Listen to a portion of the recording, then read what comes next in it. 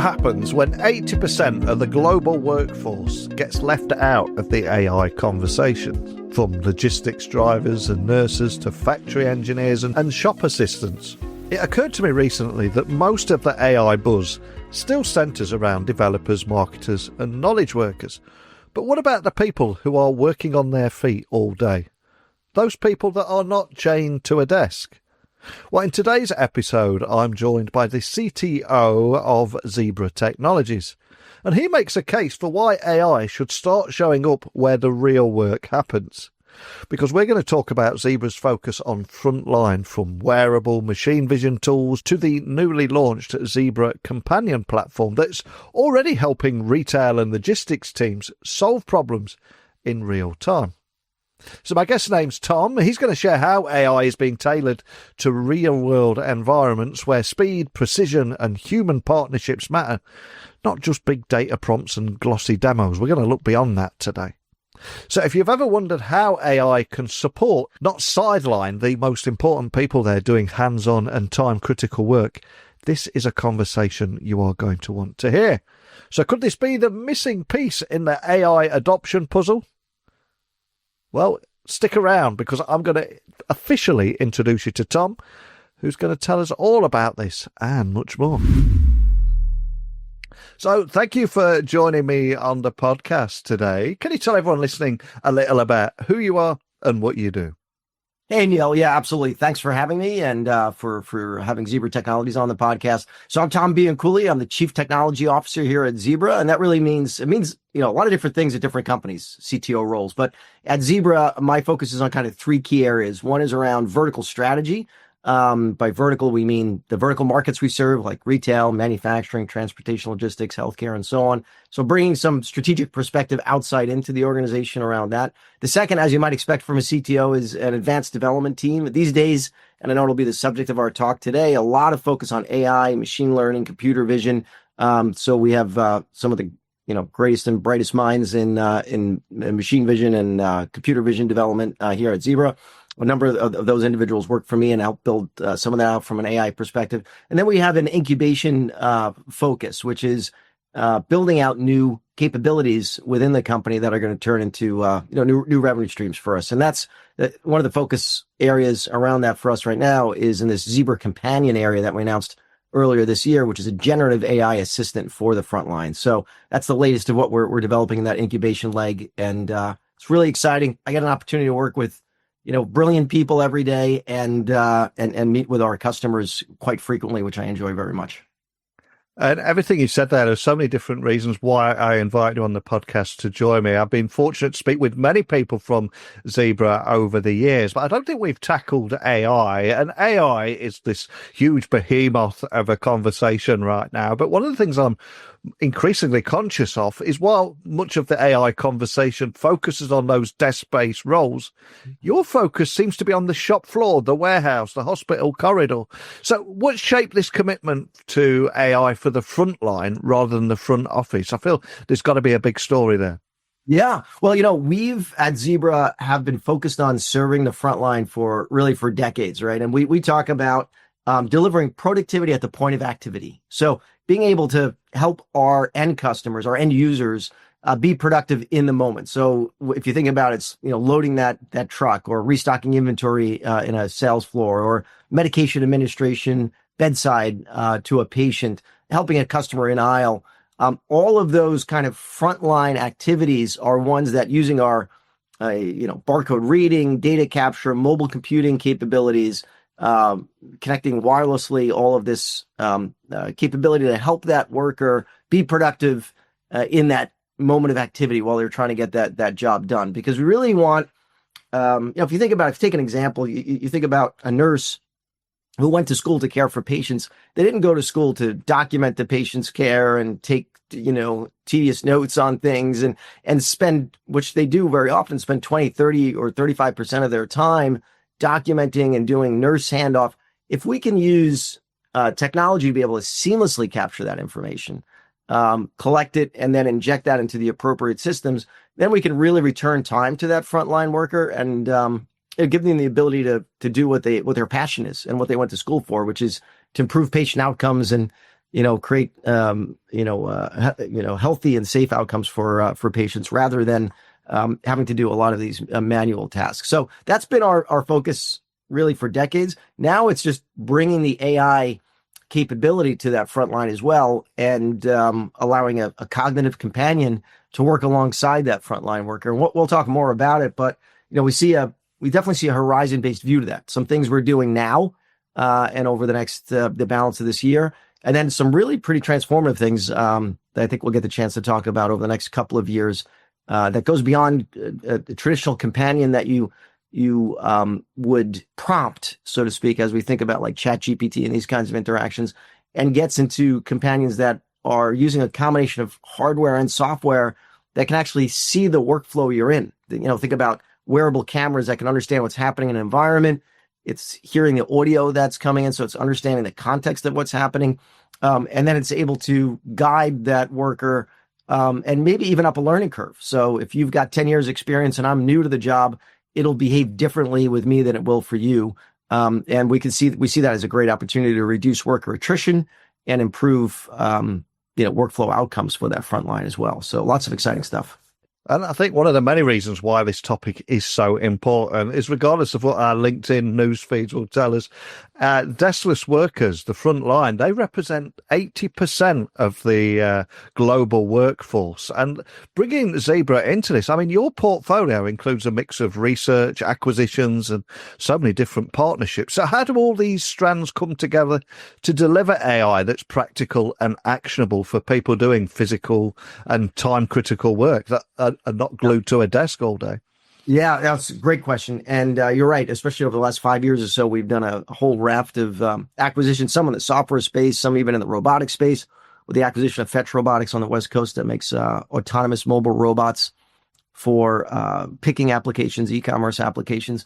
And, the way to think about kind of the thread around all this, like you say, like how does it all tie together? There's kind of three main pillars in the way we think about our strategy. One is about visibility. If you don't have visibility, if you can't understand what's happening in an operation moment to moment, then you can't be agile. You can't redirect and orchestrate the workflow to meet customer demand. And we're definitely living in an on-demand economy, like we all experience it. Place an order online, have it delivered to your doorstep in sometimes a few hours, or even, an Uber where I could stand on a street corner and press a button on my phone and have a ride within minutes. So people have been trained from an expectation perspective. Consumers, even businesses now in a B2B context, have been trained that they can get what they want, when they want, how they want it delivered, very personalized, very fast. And so that's requiring our customers to live up to that expectation. They need to have visibility. Where are their people? Where are their capital assets like fork trucks in a facility or vehicles over the road, delivery vehicles over the road? Where's their inventory? They need to see that all in real time and then orchestrate it pretty much moment to moment or hour to hour to meet this on-demand expectation that their customers have. So that's one around asset visibility. The second is around the connected frontline worker.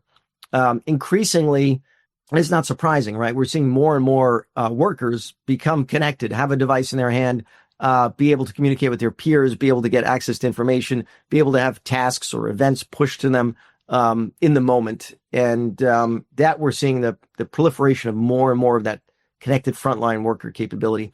And then the third pillar is intelligent automation. And when people think of automation, they think robots. I think a lot of times like physical robots. That's some of what we do. In fact, as I mentioned, we have autonomous mobile robots. But the other part of automation is decision automation. So how can I take all this data in, maybe from my ERP system, from my warehouse management system, but also what we call a system of reality data. What do I mean by system of reality? It's where are assets in the moment? That's that visibility I was describing earlier. Be able to bring all that in and then automate certain decisions. What order should go to which distribution center? What should be picked at this moment that's a higher priority than something else in order to meet a cut time to hit a customer SLA? So those three pillars, asset visibility, connected frontline worker, intelligent automation, it's really those three that work together.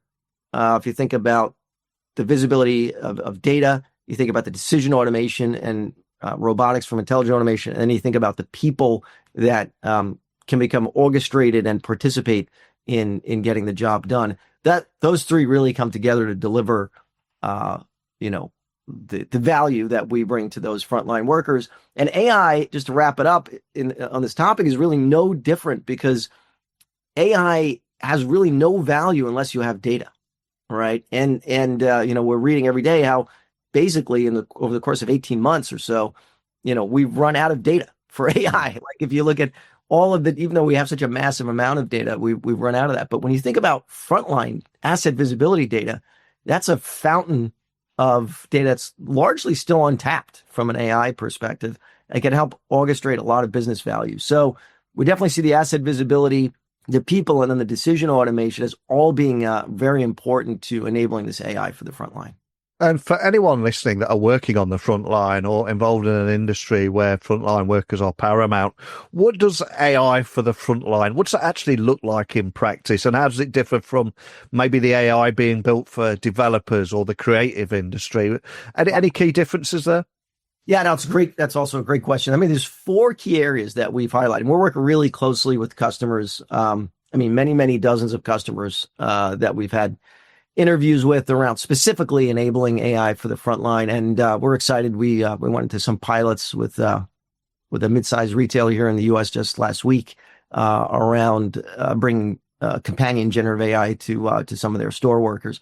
But there's kind of 4 key areas. One is purpose-built UX for the frontline, user experience, UI. So think about, very intuitive, pithy, voice, text input, super low latency, some of it running down on the device. So a hybrid architecture between the device and the cloud, and very low latency and fast response. So that, if you think about, kind of the office work use case, not maybe as important, right? For the office worker, they typically would have longer prompts. They could wait longer for response.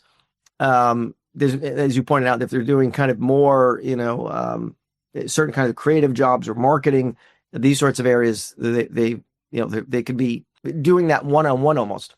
Yeah. With the AI. The frontline worker very often is in the, again, they're in that moment of maybe they're interacting with a customer. They're trying to get a physical job done, of inventory moved from one place to the other, or process a return. They've got really speed they've got to go execute on and be thinking about as they're doing that. So purpose-built UX for frontline is one. A second is scalable data ingestion. So if you think about the comment I made earlier around, running out of data, so to speak, for training AI, and that's the whole branch or topic of synthetic data is coming up as a result of that.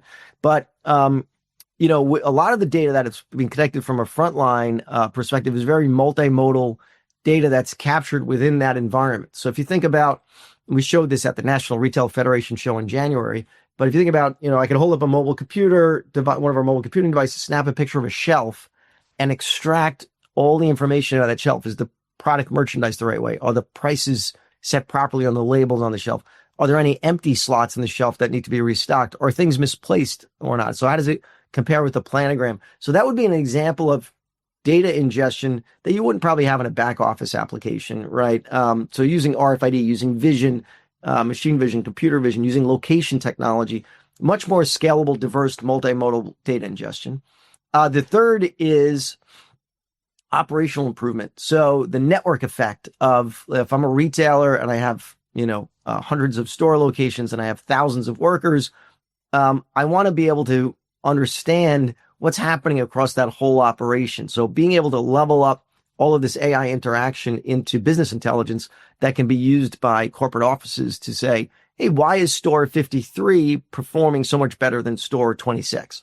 What's different about those? Maybe there's frequently asked questions that people are asking in one place versus the other, or there's certain things they can't find. Or so taking the network effect of everybody using the system and turning that into operational improvement. And then the final one is integrating with frontline operations, as we like to call it. So this is integrating with tools like communication and collaboration and messaging and task management. So as one worker, I might capture that shelf in the example I gave earlier using my device. The computer vision extracts the information from it, and the AI may then fire off some tasks to someone in the back of the store to replenish an item that's missing on the shelf. It may fire off something to a merchandising person saying, hey, it looks like this price is not set right on the shelf edge. And then it may also give the user that's standing there that actually took the picture something to do as well. But to make that all work, it's got to be integrated with frontline operation tools like task management and workforce management and scheduling. So yeah, those 4 areas are really unique to Frontline. And they're ones where we're spending a lot of time getting right for our customers. And much of what we're talking about is only possible down to Zebra Companion, which was launched earlier this year. You mentioned it at the very beginning of our podcast conversation today, but if for anyone listening anywhere in the world hearing about it for the first time, wondering how it might work for them, just to bring to life what it is and what it does, tell me more about the problems it's designed to solve, and also how it's being received by frontline teams, because I think there's a kind of narrative at the moment that AI gets a bad rap for replacing people, but this is not that at all. This is about frontline workers using this to solve real problems and improve operational efficiency, right? Yeah, absolutely. It's really about augmenting the frontline and having an assistant. So there's 4 elements to Zebra Companion, really agents, sub-agents within Companion. So we think of Companion as the overarching interface into our AI. And then there's 4 agents underneath that. One is a knowledge agent. The knowledge agent is really focused on everything that's like standard operating procedure, oriented within an organization. So bringing in all of that documentation, being able to interact with it, but also bringing certain elements of, agentic AI into that too. So, if you said, how I process a return, as an example, you could have a step-by-step set of instructions. But you could, for instance, take a picture of the receipt and then have the knowledge agent say, I see that's a receipt. There's 3 things I can do with a receipt. I can issue a new one, I can process a return, I could do something else. And you select process the return, and it can extract the information off that receipt, enter that into the appropriate system. So you actually start to get into a mode of executing the actual processing of the return, as opposed to just getting a list of things that would tell you what the procedure is. So we're starting, obviously, knowledge agent with the former and getting to the latter, which is you can ask it, how do I process that return, get the statements back. But where it gets really interesting, Neil, is when you can then automate entire portions. Let's say there's 8 steps to process a return.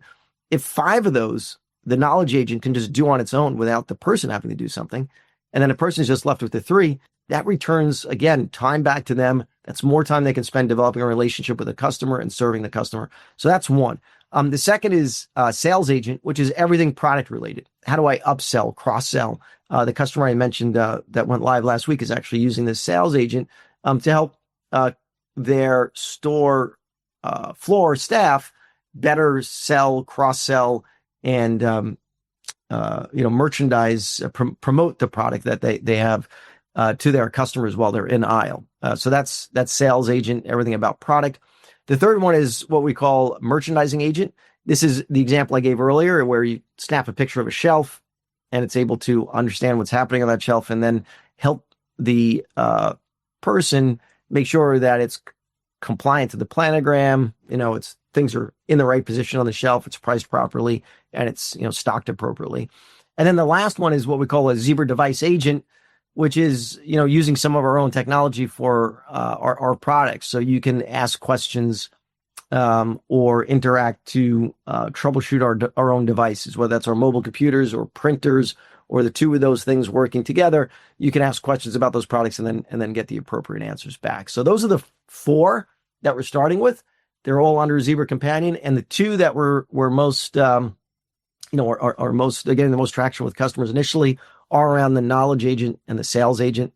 And these are obviously very focused on retail right now, but we're starting to work with some of our independent software vendors and partners to look at bringing third-party agent capability. So think about a partner in manufacturing that maybe has a frontline worker assistant for the manufacturing plant floor, and we'd be able to plug that in to the Zebra Companion framework and take advantage of all those other things that I described earlier. So, interesting times. Those are the ones we have now in retail in our Companion, and then expect to see more from us in other vertical markets with partners as we move forward. And although we all have smartphones now, or most people have smartphones, people on the front line are not techies by default. So was there any resistance? How have teams accepted when they've been handed these devices or this technology? Yeah. So lots of, many of our frontline workers, particularly in retail, are already carrying or mobile computers for various types of tasks. That could be cycle counting, inventory, price lookup, or even just to receive tasks themselves. So task management on the device has been there for some time, and communication collaboration is another one. Just think about you and I being able to communicate from front room to back room, message each other, message across stores. So in that case, I think it was a very natural step, right? Hey, layer on this next level capability and staying really close to the end users, which is what we're doing right now in the first few pilots to make sure we get it right. And what we're seeing is they're very much embracing that, and they're getting really creative, like, things we didn't think about, like, hey, what if it worked this way, or I could ask that way, or the response could come back in a different format altogether. So we're taking a lot of that in, but we're getting a lot of good feedback and engagement from customers. Those that didn't have devices previously, and that is something we're starting to see now, which is this technology is bringing so much value that maybe someone that previously wouldn't have had a device is now getting issued a device. And we're still quantifying kind of how much of that's going to happen, but we're definitely seeing it. And what I would say is two things. One is empowerment is a big word we get back. Hey, feel better empowered to get my job done because I've got the right tools to go and do that. And the second is on the part of the employer is lower attrition. I mean, this is probably pretty much a global phenomenon where we've seen attrition of frontline workers be quite high. They're pretty nomadic sometimes in terms of moving from one type of position to another, and getting the right technology in their hands and having this kind of coaching and companion-based feedback has been something that's reduced attrition because people see the value in what it can bring. It makes their job, it increases their job satisfaction, and it definitely does empower them. Example would be, and we see this all the time with messaging and communication. Maybe I figure out something in my job that's really can improve everybody else's outcomes, right? And so I can capture that concept. I can write up a little blurb about it, and then I can broadcast that from a messaging point of view to peers, and also have that be seen by my manager and so on. And that's really an empowering, valuable capability for those frontline workers that helps reduce attrition and improve job satisfaction. So, I think so far so good. And of course, retail in particular is a fast-moving and often unpredictable environment. So where does AI make that real tangible difference today, especially when we're talking about the ROI of AI this year? And also, what barriers still need to be addressed to unlock its full potential on the shop floor? What are you seeing here? Because there just seems to be that increasing focus on ROI of any new tech project now. I think, listen, 2/3 of this, statistics a lot of people don't talk about so much, but 2/3 of the cost of running a store typically is labor. And being able to, leverage and utilize that labor efficiently and effectively is really key for retailers, especially if you think about like something like a grocery retailer, which may just have a few points of profit. They're not operating on big profit margins, in particular, like grocery retailers. So, a 1% improvement or 2% improvement in labor efficiency could meaningfully move, the profitability, or even swing them from not being profitable to being profitable. So the biggest focus, I think, right now is how to make their workforce as effective, efficient, and consistent as they possibly can across all their locations. And I think this is precisely the reason why we're seeing knowledge agent, sales agent, knowledge agent reducing the time people spend trying to figure out how to get something done. Like they just are being, walked through how to get it done. And then they're learning that, and then they're faster the next time. And sales agent being able to, cross-sell and upsell to their customers, more effectively. So that's where we're seeing the first two. In terms of, what can unlock it further, I think you were asking going forward, there's this concept of the omniscient store, as it's being called. And it's kind of like the old sensing store, right? Where you're using camera technology in the infrastructure, you're using handheld devices, electronic shelf labels, maybe shelf edge cameras, and you're able to see inventory, people, product in real time, and then use that to direct store operations and drive up efficiencies and drive up basket size of the shopper. And there's been several attempts at these kinds of things in the past. I mean, we've seen some of the big e-com providers that have gotten into brick and mortar look at like just walk out stores, right? Where you just pick up what you want and walk out. And I think, we're going to see hybrid models of that. We're starting to see more omniscient stores, more camera and sensing technology go into the store. And then we're starting to see more automated ways of doing checkout. So maybe you don't just pick everything up and just walk out, but maybe you pick everything up and you just, like in a convenience format, you just put your 5 items under a camera at checkout and it detects what all those are and you're out the store. So you still have a choke point to go through on the way out, but that is going to be much faster than maybe the traditional, singulated barcode scanning of every item. So those are, I think, some of the unlocks that are coming. And of course, that omniscient store concept creates more and more data for that AI to operate on and help do intelligent things with. And before you joined me on the podcast today, I was also recently reading that Zebra has invested in machine vision and 3D technology. So again, what are the real world gains that you're seeing from this, and what role do you see AI playing in powering some of these emerging capabilities? Yeah, sure. So in the last few years, we acquired Matrox Imaging based out of Canada. We acquired a small software team, but very mighty software team with their capabilities out of Poland, Adaptive Vision. 6 years ago, so we acquired Cortexica out of London, which is a computer vision company as well.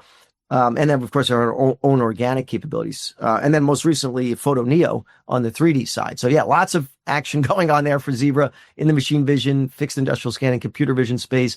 I mean, the applications we're seeing are, primarily around logistics applications. So think about the movement in and out of the dock door, conveyed goods that are on a belt, and they got to be, read at very high speed.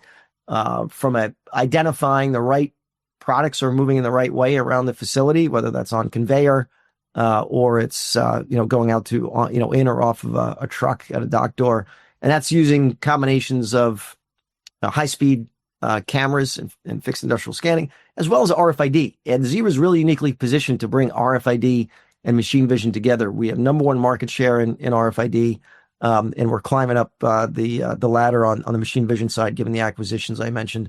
And we're seeing the demand from our customers. So that multimodality and bringing that capability together, those are all big applications in the logistics space. The other would be in manufacturing, particularly for Zebra. Automotive manufacturing, as well as electronics manufacturing, being able to do inspection, quality control, anomaly detection. So if you think about semiconductor wafers as an example, our systems actually use machine vision to inspect those wafers, identify if there's any defects, or in the case of battery cell manufacturer, being able to look at the joints and the connectors that are connecting those cells together in a battery pack, which is, there's many connections. They're very tedious and they're extremely critical. So you have this kind of, highly redundant, repetitive inspection task that's just way better done by, a machine vision camera than someone tediously kind of looking at every single, one of those connections and verifying it's done the right way. And so, we could shift people from doing those repetitive, dull inspection tasks over to doing higher value tasks on the plant floor, and then have the machine vision cameras do that in an autonomous fashion. So those are some of the key use cases we're seeing around machine vision.